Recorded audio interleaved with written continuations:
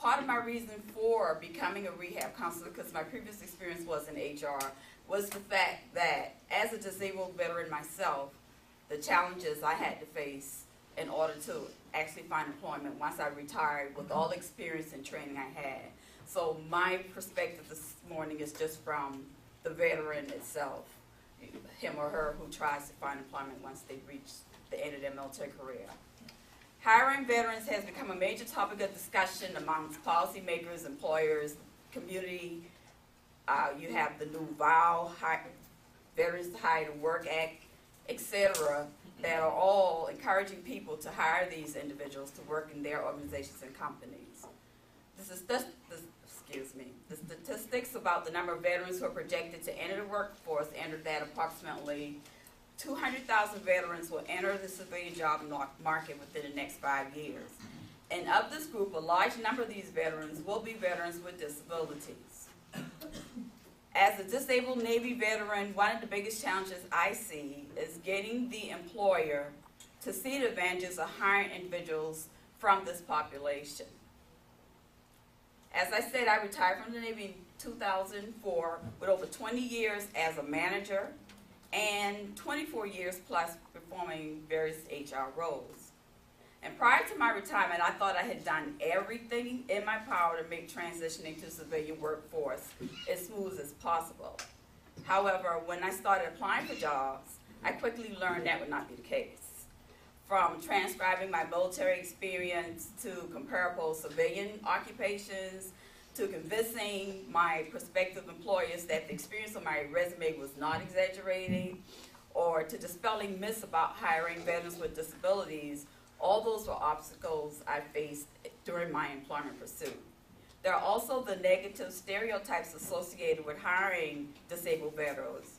For example, some employers still believes that veterans can be too rigid or too formal for the work environment, or their majority of veterans are now leaving the service with problems of anger management and post-traumatic stress disorder.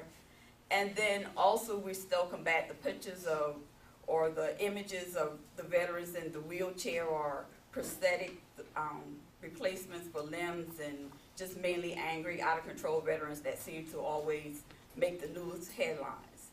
But what veterans bring to the table that most employers overlook are the training, the experience, and the skills necessary to enter the workforce and become a valuable member of an organization.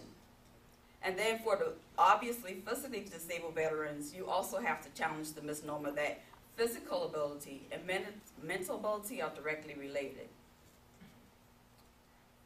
And also, there's also a large number of the HR population and employees who think that what we mainly do in the military is prepare for battle. We run, we exercise, we stay battle ready. While that is part of what we do, that's not all of what we do. We have computer specialists, we have HR specialists, we have mechanics, we have counselors. Every occupation you find in the civilian sector, someone in the military has to do that job to keep the military running. So in my case, one of the biggest problems was trying to explain what the Navy does when we deploy to sea. You know, there's a picture of just running the ship. But in running that ship, again, we have to make the ship run, we have to keep the people trained, we have to keep jobs going. So the thing is, trying to get employers to see that there is a direct correlation between what we do in the military and what we can do for you when we get out. These obstacles can become both overwhelming and challenging for both the veteran and the employer. So the key is, what do we do to decrease those obstacles and to get more veterans employed? How to get around those obstacles? In my opinion, the answer is education. Just as the face of the disabled veterans have changed, so must the mindset of those who have to hire these individuals. Forums like this one is one part of the equation. To get together, to talk, to discuss, to educate each other about the advantages of hiring these individuals. Again, what, in my opinion, is mainly overlooked are veterans like myself whose disabilities are not seen, and who, just like those I previously talked about, come with motivation, great work ethic, proven leadership, and many other skills where they can become valuable employee members of the community. I would encourage HR teams and employers to continue to re-educate themselves about the disabilities, PTSD, and the others that veterans leaving the military come with. Because these conditions are not just limited to veterans, they're also prevalent in the civilian community, another population of disabled persons who will be seeking work.